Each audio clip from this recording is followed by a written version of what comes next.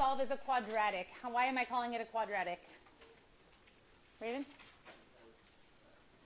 Okay, because of the x squared. Now, I gave you a hint up there, which I shouldn't have. Right now, we would have two methods of solving this equation. We could factor it, or we could complete the square. Okay? Why do you think I'm telling you to use completing the square, besides the fact that I want you to practice with it or something like that? Why couldn't you factor what's up here? Yeah, so factoring really depends on us knowing some numerical values to decide what our options are, right?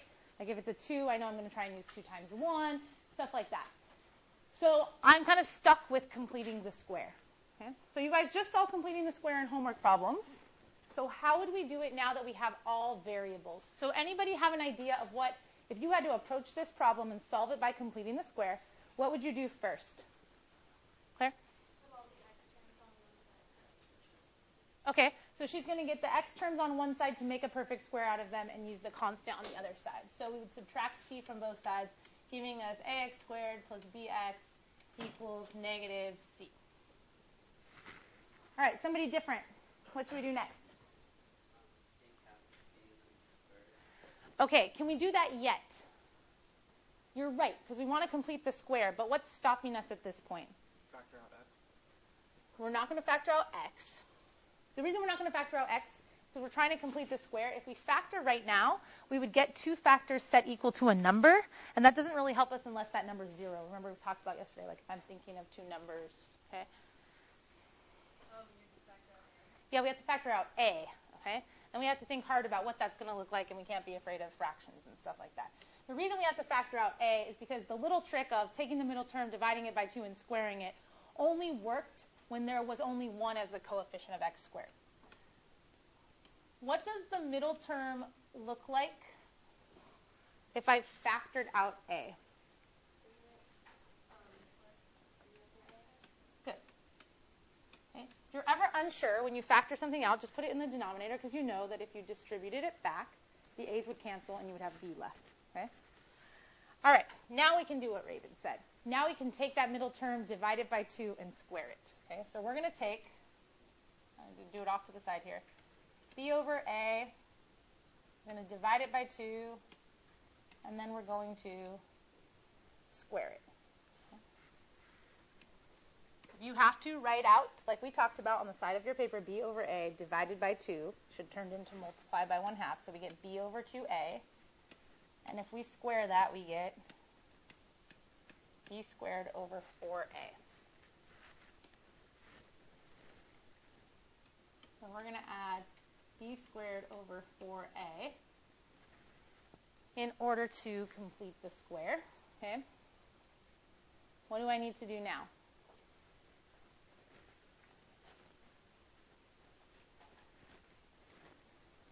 Nisha?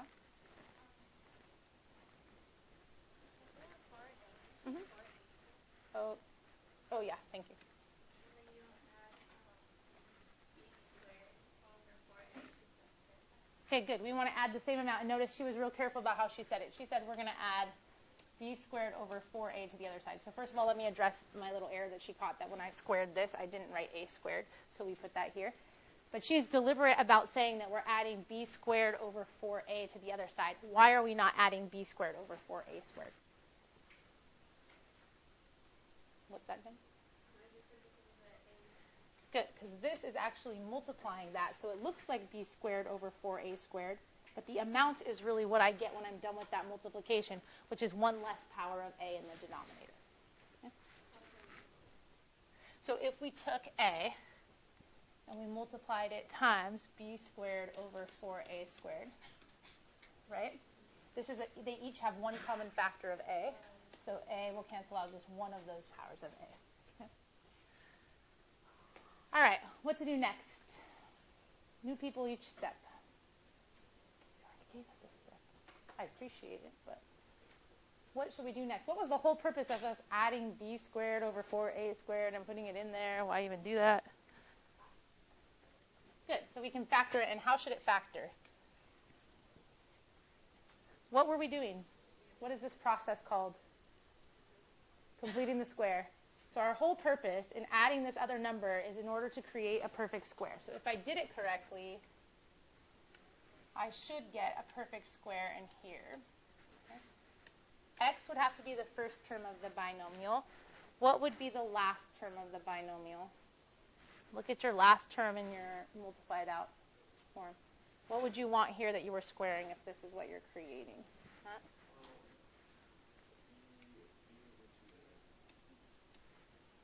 Minus or plus between them? Plus because of all the positive terms.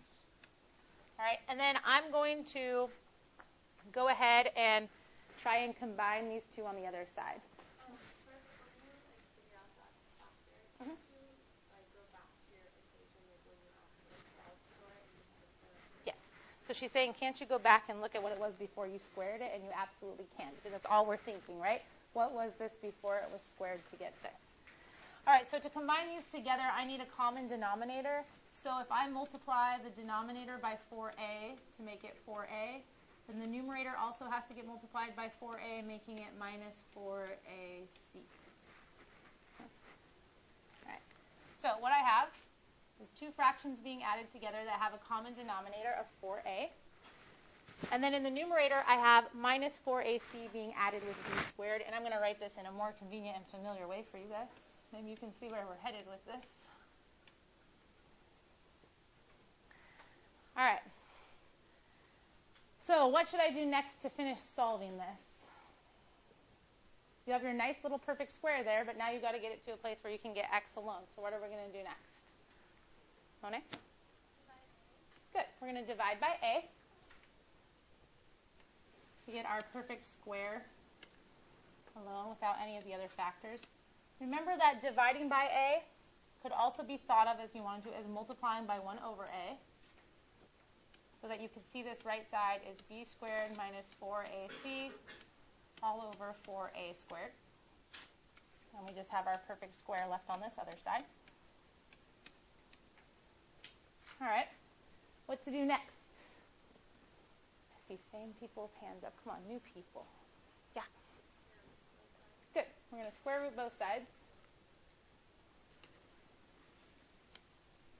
I'm going to continue up here so I have more room. Just this little piece. Okay, so once we square root both sides, we get x plus b over 2a equals plus or minus. Okay. What is the square root of our denominator? 2a. And our numerator, I don't know, there's a lot going on in there. It's got addition and subtraction. We can't take that lightly. So I'm going to just have to keep all of that underneath my radical. All right, what's the last thing I'm going to do in order to finish solving for x? Monet? Good. Subtract b over 2a.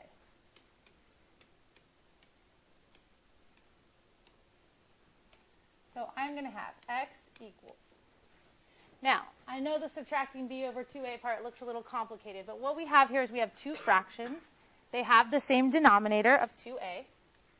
I'm going to go ahead and make them one fraction with the denominator of 2a. And what's being added or subtracted in the numerators is a value of negative b. And it can be both added and subtracted with this radical. So I'm going to write negative b plus or minus that radical. And we've got an x alone. So we solved this equation using completing the square. Nothing significant? Okay, you remember this from Algebra 1, right? So what is this?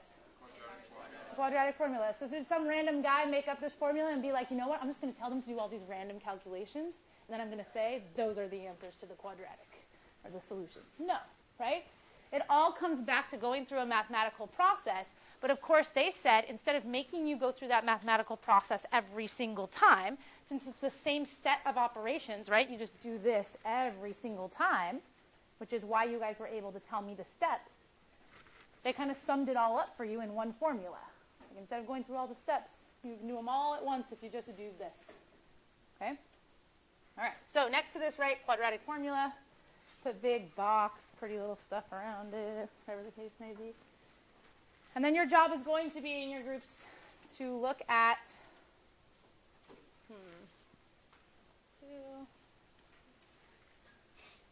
we're going to skip to example 3. Or, sorry, example 2. Can't count. All right, so we're going to skip to example 2. You're selling wrapping paper as a charity fundraiser. Don't tell me you've never done it. My sister was in middle school. Don't you guys sell those little books, and they have, like, wrapping paper that people can choose from? Yeah, I've had to buy it, like, 10 times.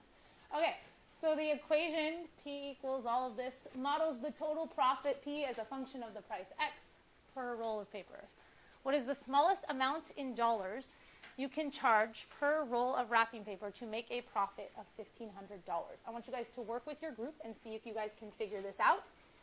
Remember, as you're solving, I don't really want you to use your graphing calculator right now as a graphing tool. I'm not saying you can't use any calculation tool, but I don't want you to use the graphing part of it. We could to look at that function, but we've done that before.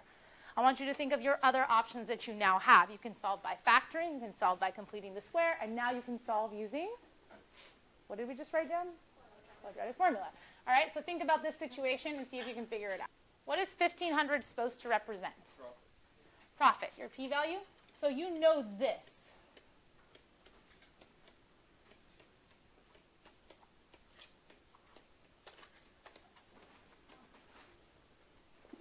Right? Now, how am I going to go about solving this is the question. Claire? Subtract 1,500 and you'll get 6. This x squared plus 200 minus 2,700, and that's what should plug into the quadratic. Good job. Okay. Now, this is what I'm plugging into the quadratic formula. By them giving me a profit value, they're really giving me a new quadratic equation that I want to set equal to 0 and then find the solutions of. Does that make sense? Remember, when we're finding solutions, we shouldn't be setting our solutions equal to 1,500. When we're finding solutions, what should our equation be set equal to? 0, because remember, where are the solutions on the graph?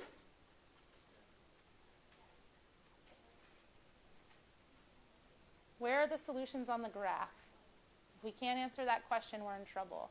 So when you look at a graph, and if I said point to me on the graph, where are the solutions? Where would you point on the graph? Cody? The x-axis. Good. The places where it crosses the x-axis, it's x-intercept. So that's why when we're solving, remember, we're setting equal to 0. So if they give you a value here, it's changing your equation and what you want set equal to 0. Okay, so finish those calculations. Okay, look at the board for a minute. So you should have plugged in appropriately to get these values. So eyes up here so you can check before you leave. When you get to here, some people were like, well, this isn't a perfect square, so we're done. If you're not finding decimal values, you're not done. You need to simplify your radical, okay? So 400 divides evenly into 136, okay, which is why there's a 20 outside the radical with a 34 left in. And so our final answer would be the simplified version of that. So first of all, simplifying this part, you don't want to simplify just that part alone unless you also have a factor for this one, because that's two separate fractions with a 12 in the denominator. So do not just simplify those two. But if there's a common factor between 280 and 12 and 20, you could use that for all of them. Do they have a common factor? What divides 280 and 12 and 20? 4. Okay. So then if 4 goes into each of them, the 12 is going to become a 3. The 20 is going to become a 5. Just like reducing a fraction. And the 280 is going to become 70. Now notice how I wrote this. If this negative divided this negative, then overall there would be left positive. If this negative, now remember there's two values here, right? If this negative divides a positive, it would turn into a negative. But if the negative divides a negative, it would turn into positive. So is the plus minus going to change? It's still going to stay plus minus. But you're probably not going to see a negative in your denominator. Okay, homework-wise.